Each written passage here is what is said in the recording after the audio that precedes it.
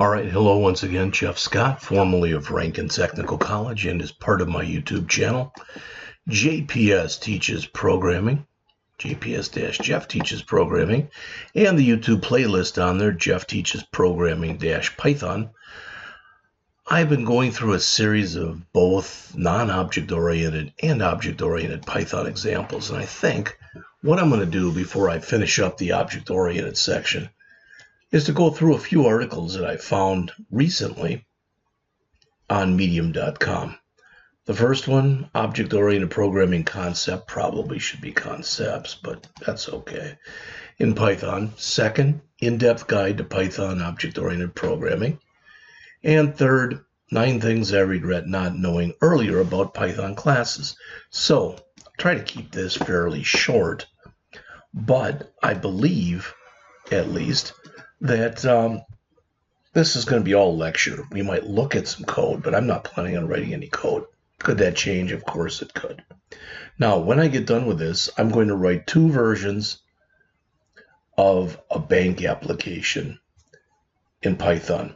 The first one will just have an account class, and we'll kind of do it the way we've been doing it in the past with some of the stuff, and then after that we'll go in and underneath the account class or bank account class, we'll have a savings account, a checking account, maybe like a Christmas club account or something like that. What I liked about these 3 articles that I'm going to go over right now is they're all fairly recent. May 12th, 2024, June 12th, 2024, and 5 days ago. All right. So 5 days ago would have been 8/15/24. So as we look at these, and again, much of the stuff that's in here is the same stuff I've been going over with you in the past, such as object-oriented programming is centered around the concepts of objects and classes. You write classes that represent real-world things. They're blueprints from which you create objects. As it says, when you write a class, you define the general behavior that all the objects of that class can have. Each object, as mentioned then, is automatically equipped with a general behavior, and then you can go on and make changes to it. And I've given you the example before of house plans, and I can find 2 houses that are built from the same house plan, but yet they can look fairly different. One could be sided, one not sided, etc. The color that it's painted, whatever. Making an object from a class is known as instantiation. Nothing new there. A class, as it says, is a blueprint for creating objects. An object is an instance of a class. Okay, so it says let's do this practically. This is very similar to the stuff that we've done earlier. So it says first we will create a class and then discuss its components. We'll write a dog class, which can be any dog. It says, in general, we consider that pet dogs have a name, an age, and they can do 2 things. They can sit and they can act, whatever acting happens to be. These attributes are present in the dog classes because they're common to most dogs. After the class is written, it says we will use it to make individual instances or objects, each of which represents a dog. So when we look on here, all right, you'll notice that you can put a doc string up there, and they say it's not mandatory, but it just can be used to provide a little bit of extra internal documentation. So what do we have here? Well, notice that under def init, it's expecting that you're going to pass in self, and we've talked about that. We'll talk about it some more in a bit. A dog's name and a dog's age.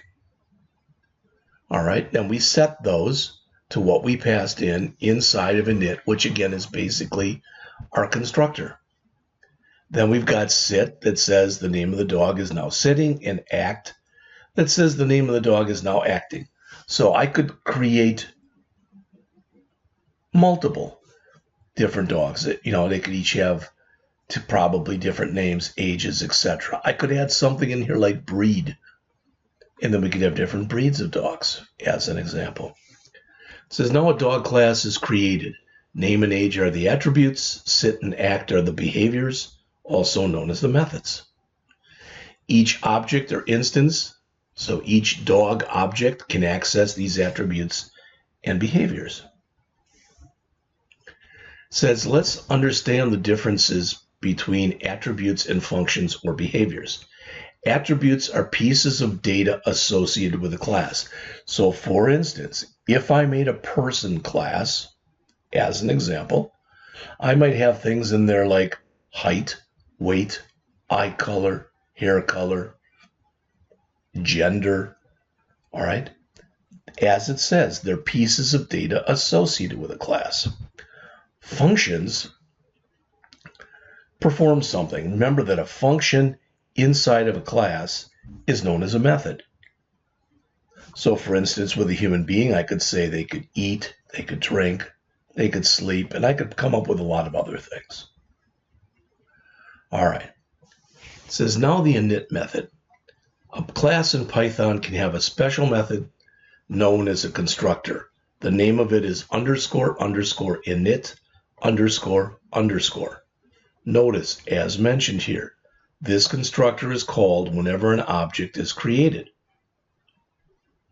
All right, it is automatically executed when the object is created. All right, self, as they mentioned, is a reference to the object itself.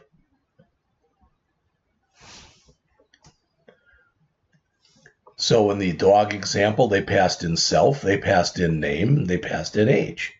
And as mentioned, you can have as many arguments as you want.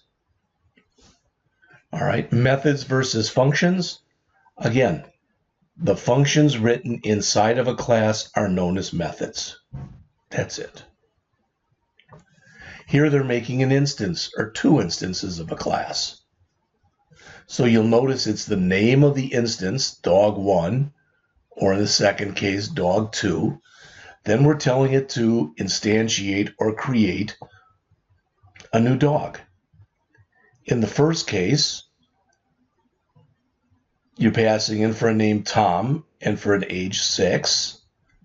In the second case, you're passing in the name Tommy and the age of 3. In the first case, we'll print out the dog's age, so it should print out 6. In the second case, it should print out the dog's name, which is Tommy. As it says, dog 1 and dog 2 are two instances of a dog class. All right, and they give you some examples of how you can print out some of this stuff.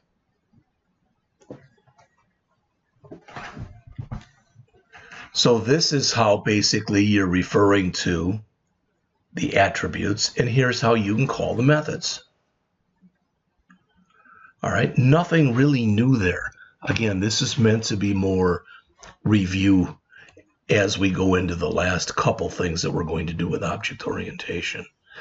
It says, let's create another class named car. All right, so cars have a make, a model, and a year. Those are their 3 attributes or pieces of data. We can also get the name. When we get the name, we get the year of the car, we get the make of the car, and we get the model of the car. All right, so we've got here my car equals car Audi. So this Audi right here becomes the make, A2 becomes the model, and 2019 becomes the year. Then when we print it, it should print out as 2019 space Audi space A2. All right. You can, if you want to, set default values for an attribute. What does that mean? Well, it says here they're going to make an odometer and they're going to set it to 0 by default. So let's say we're assuming in here we're creating new cars. And we're saying that the odometer reading on each new car is going to be 0. All right.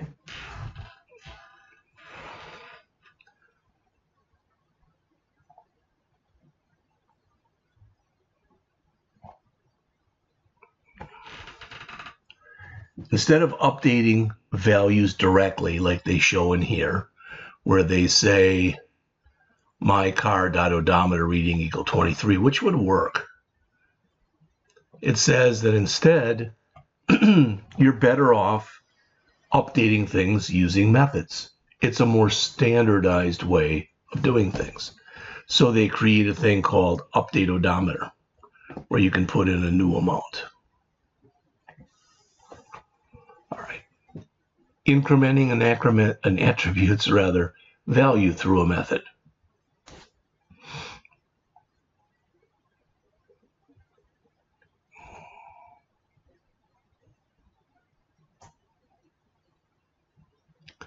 We've got get name, we've got read odometer, we've got update odometer, and we've got increment odometer.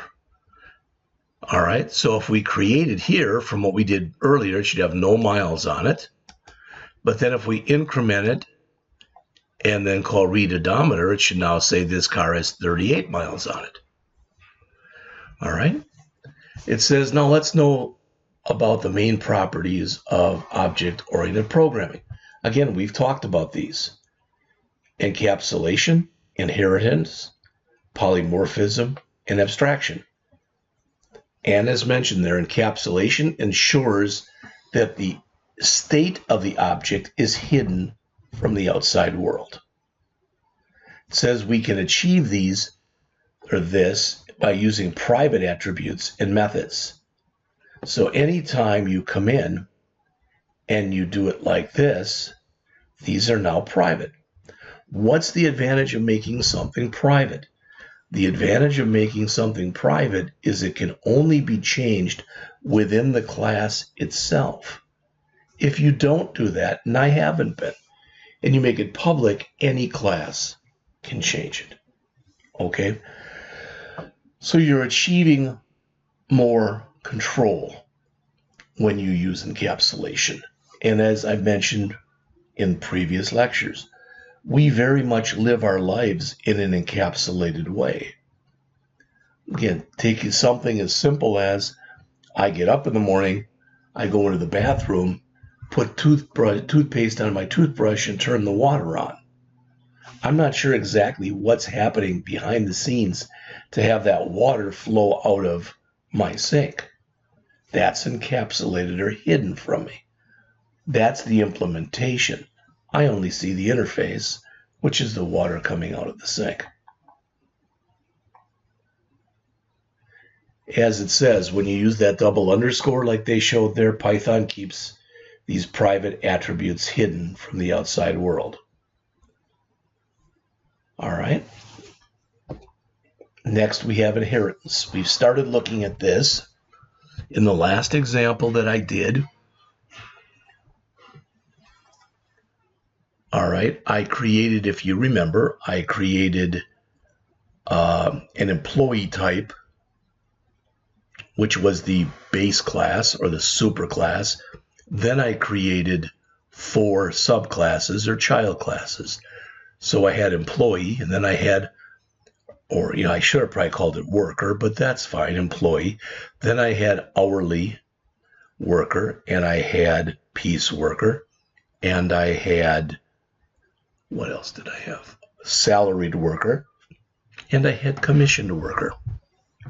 All right.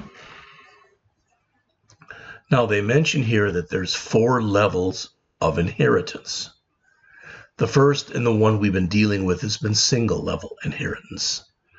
As it says, it refers to a scenario in object-oriented programming where a class inherits attributes and behaviors only from one parent. So vehicle is the parent of car. Now, one thing that is not supported, to my knowledge, in Python is multiple inheritance, where you can have more than one parent. Okay. Now, would that work? I've never tried it. I have no desire to try it. All right. Then you've got multi-level inheritance. This is where you're building an inheritance hierarchy. So vehicle is the parent of car. Car is the child of vehicle. Car is also the parent of sedan. Finally, you can have hierarchical inheritance. It says where classes are organized in a tree-like structure where childs inherit. So basically, you're spreading it out, for lack of better words. All right.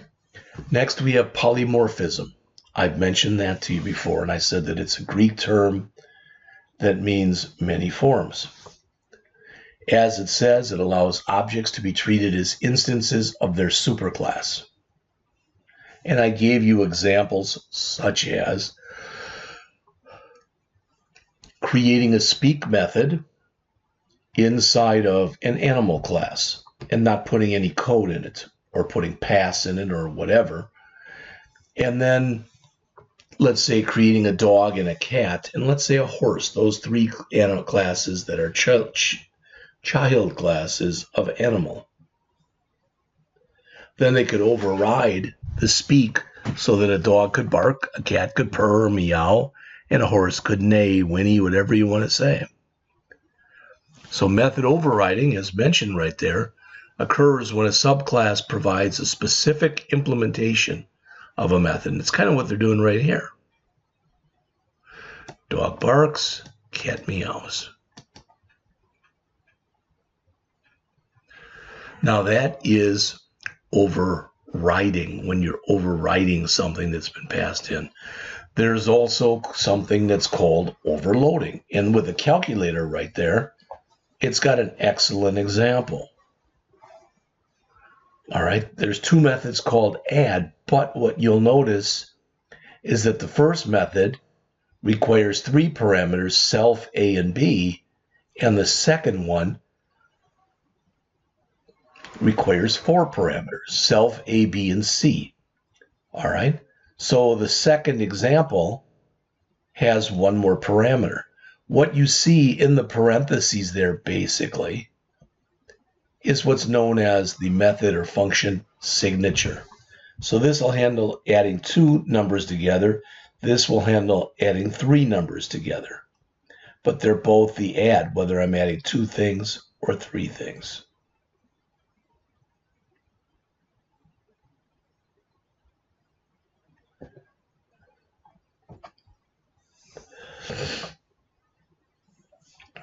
Abstraction and encapsulation are very much intertwined. As the example says here, a class is considered an abstract class if it has one or more abstract methods in it. And if it's abstract, it cannot be instantiated.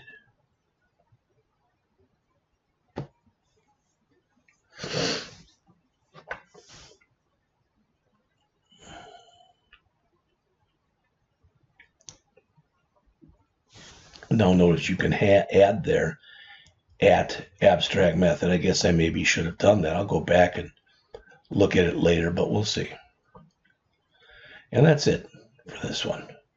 Okay, so let's look at the second example here. Now that probably took about 15 minutes, maybe 19 minutes. Okay, second, in-depth guide to Python object-oriented programming. And it's got almost all the hallmarks, really all of them that we've been talking about. A class, an object, polymorphism, abstraction, encapsulation, and inheritance. Now, some people think that object-oriented programming is one of the greatest things ever to happen, ever. But there was an article that I had a while back. Let's see, it's called Object-Oriented Programming, something like this. The $1 trillion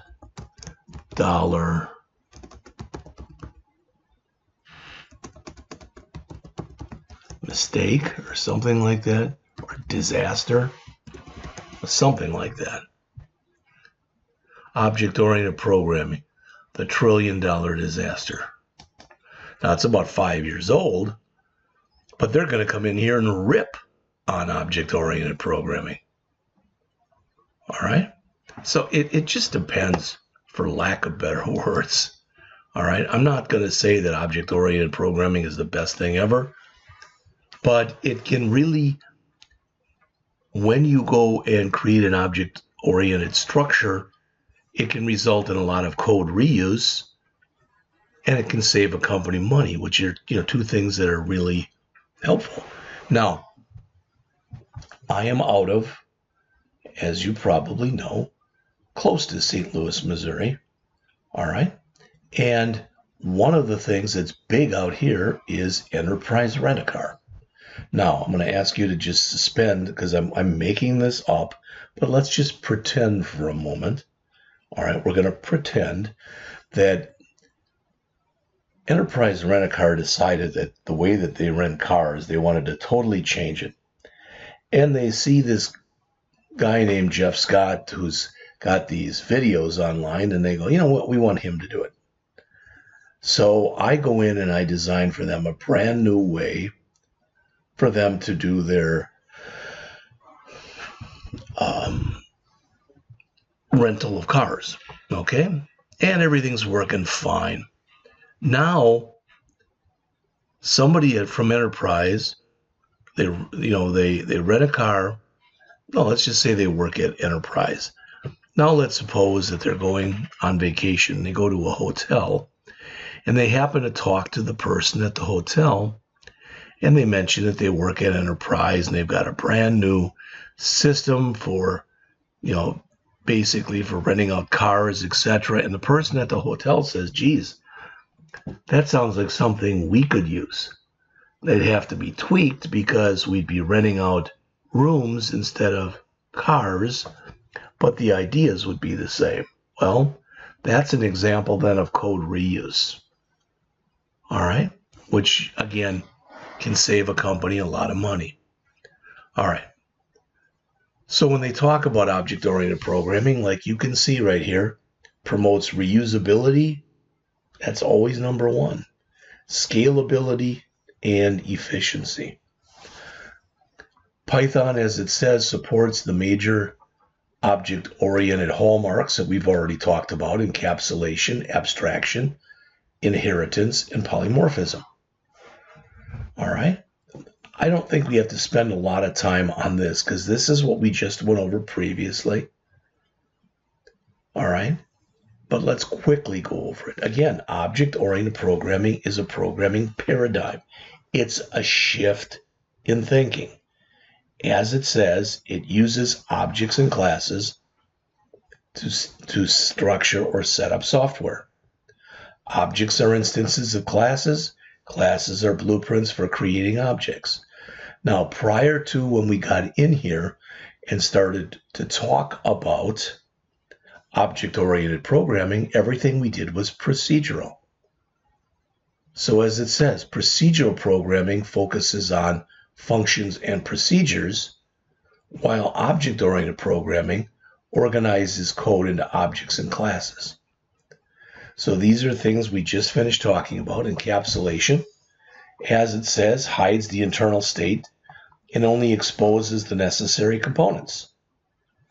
It's, again, that whole idea of interface versus implementation. The interface is what you show the user. The implementation is what happens behind the scenes to make it work. Abstraction. Model classes appropriate to the problem. All right? Very much dovetails again with encapsulation. Inheritance, allowing new classes to inherit attributes and methods from existing classes, again, promoting code reuse. Finally, polymorphism, as it says, enables objects to be treated as instances of their parent class. And we've, again, shown you that before, where we had that speak method in the parent, and then we went and overrode it in a dog class and a cat class, for example. Now, I'm not going to go through this because it's almost the same example that we did previously. Let's just go down to here. And now we've got, as you see in here, we have both class and instance variables. What's the difference? A class variable is shared among all instances of the class. An instance variable is unique to each object. So going back to that person class that we talked about previously in the last document, each person would have their own height, weight, eye color, hair color, gender, etc. Those would be instance variables. If I decided I wanted to make, as an example, a person counter, so each time I created a new person, as an example, I would increment this counter by 1. That would be a class variable. All right, instance methods, as it says, operate on instances of the class. Class methods operate on the class itself. Typically for a class method, now they're not showing it on here, but typically what you can do for a class method is you don't have to instantiate or create an instance of an object in order to be able to use the class method.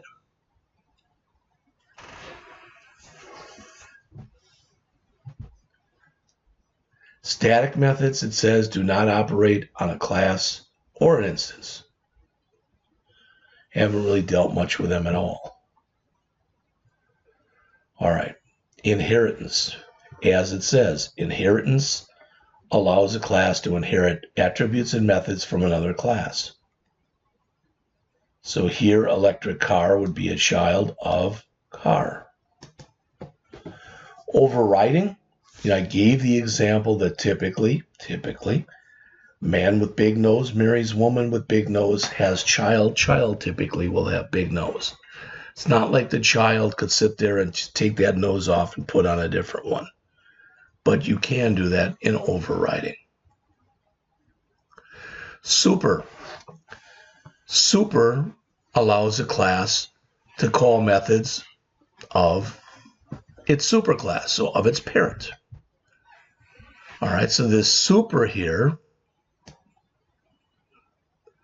is assuming that this start engine is going to be set up in the parent class, which is car. So that's how we're calling it here.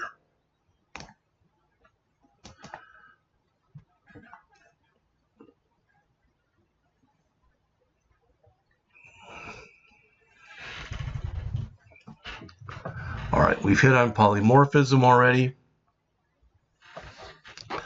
Duck typing.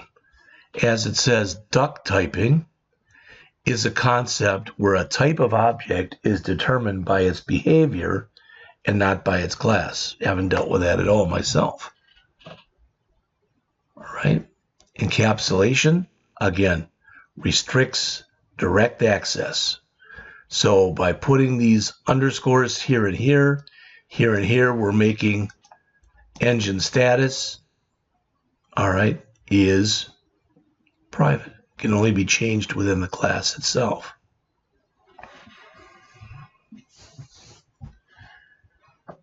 Private and protected members. Again, it says that if you want to use private, meaning it can only be changed within the class itself, you use 2 underscores. If you want to make something protected, and protected means that it can be changed in the class or in any child classes of that class, you use a single underscore. Couple of advanced concepts here. It says we've got, that's actually how they're referred to in this language, as they're the magic methods. As it says, they enable customization of some of these basic operations.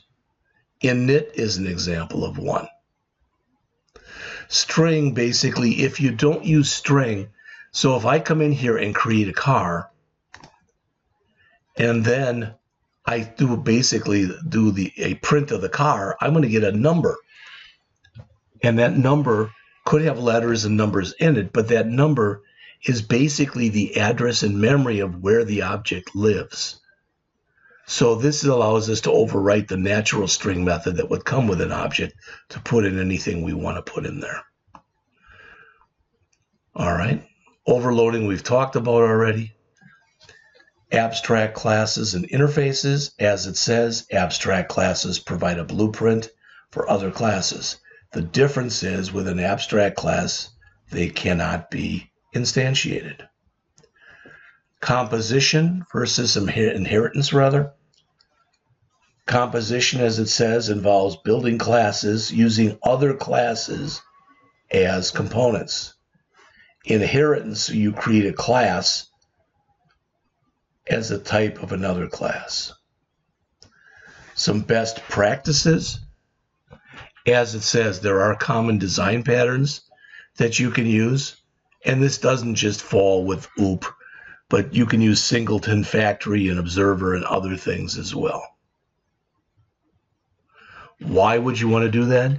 Well, as it says here, focus on readability, reusability, and simplicity. All right, so they've got a banking system. I didn't even see this in here. Will mine look like this? Well, my bank account class is going to have more in it, and it's going to be set up differently than that, but it's a start. It's going to assume that you're passing in an owner or an owner and a balance. If you don't pass in a balance, it's assuming the balance is 0. You can deposit where you're adding to the balance. There's a withdrawal where you're withdrawing. I mean, there's other things with withdrawal that you have to worry about too. This is a CMS, or a content management system. As it says, this guide covered the essential principles and advanced concepts of Python OOP. Python support for OOP includes encapsulation, abstraction, inheritance, and polymorphism. Okay, we'll leave it at that. Now let's take a look at this one. Now, some of the stuff that's in here, I do not believe I've gone over. There's a few things in here that I have never used. You know, I am learning this language with you. So there's things in here I know and I can do, etc. And there's things I have not done. All right, but let's take a look at the article, and we're going to jump into our next one. Here's some of the things that they're going to talk about in here. All right, number 1, inheritance versus composition. It says sometimes we should use inheritance, sometimes we should not. Inheritance represents an is-a type of relationship, or an is-an. As it says, a dog is an animal, a rectangle is a shape.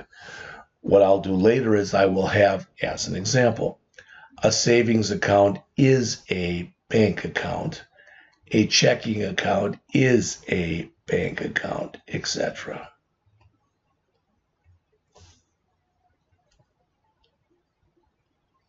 But it's always is a or is an. Composition is a has a or has an or has many relationship.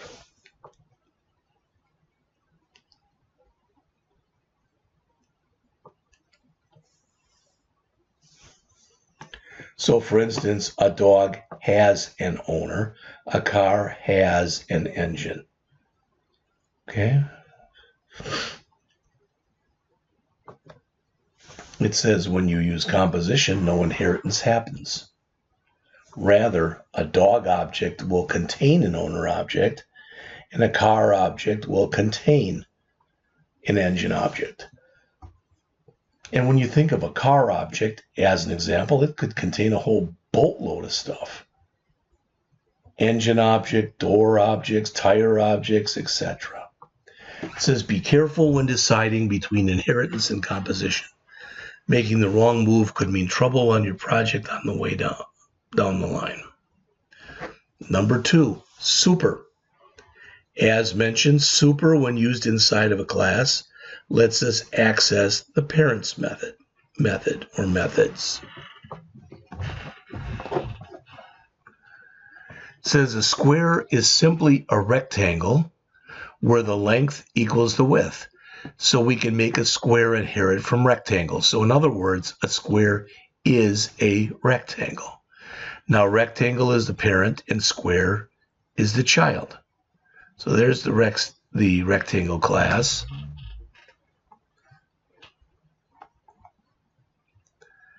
And there's the square class, and you can see the way that they show in this language, the way that they show inheritance is you put the parent in parentheses after the child.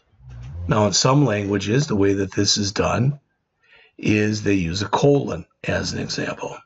So as it says, super refers to the parent class rectangle. Super paren under the dot underscore init underscore calls the parent class or the rectangles init method. All right, let's jump down to number 3 here. Instance methods versus class methods versus static methods.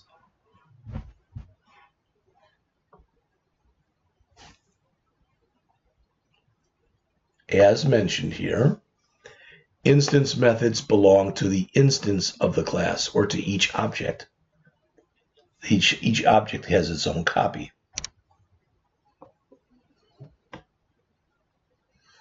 Instance methods have access to attributes of the instance. So they use dog here. Very similar to stuff we've done before.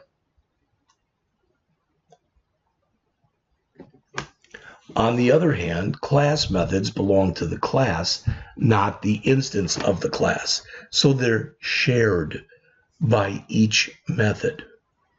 And there's a very similar one to what I showed before, this get number of dogs.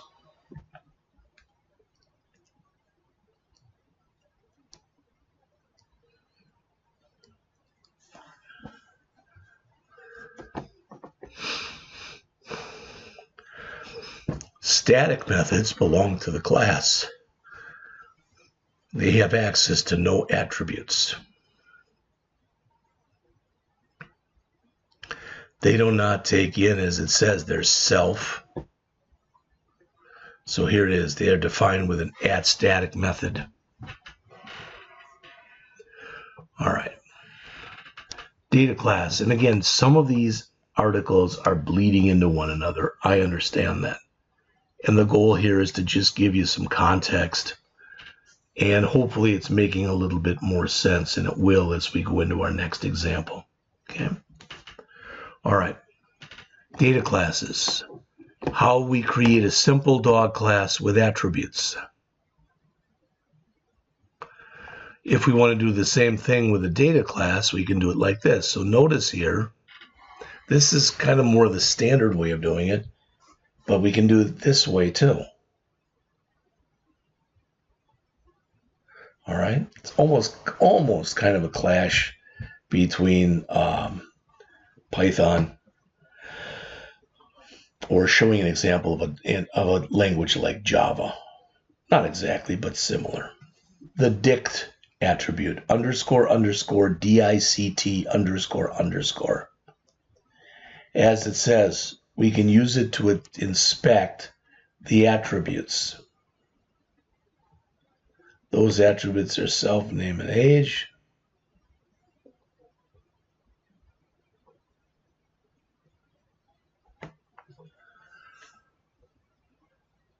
It says now that attributes that are dynamically set will appear regardless. I've used a little bit about that before. Now this guy has written a book. I have not looked at it, not bought it, called 101 Things I Never Knew About Python. But I think that since I am using the guy's article, I can at least give a little plug of his book.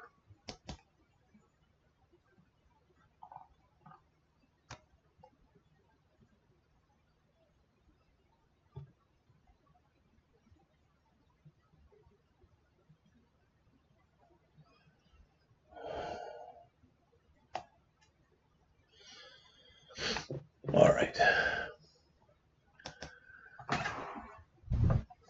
The next thing that's discussed in here is name mangling. It says if we define attributes beginning with 2 underscores, name mangling happens. So it says dog dot underscore underscore dict underscore underscore rather. All right. It says inside of the dog class, we can refer to underscore underscore name as just that without any problems. But outside, it doesn't exist because, again, it is private to the class. We talked about this previously. So going along with that, as it says here, this is intentional. Attributes starting with 2 underscores are not meant to be accessed outside of the class. All right. Next, and we've looked a little bit at this, the at property. Notice it's known as a decorator. It allows us to create properties of an object. And as it says, it allows us to control whether the attributes are readable, writable, or both readable and writable. Now, if you remember, one of the ways that I use the at property is I created a class called employee, and each employee had a name. Each employee had an employee number, a first name, a last name, and I think that was pretty much it. But then we went in and we created our own property basically for gross pay because we had different types of objects, and each object could conceivably figure out their gross pay in a different way.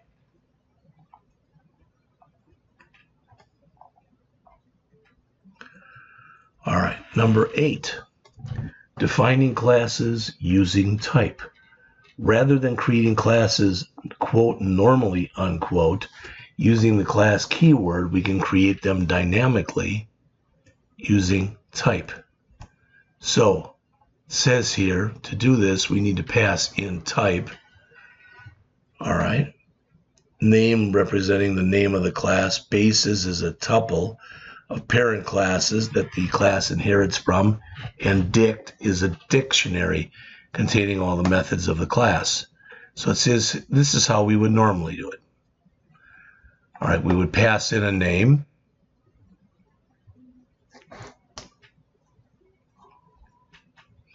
Here is how we can do it using a type.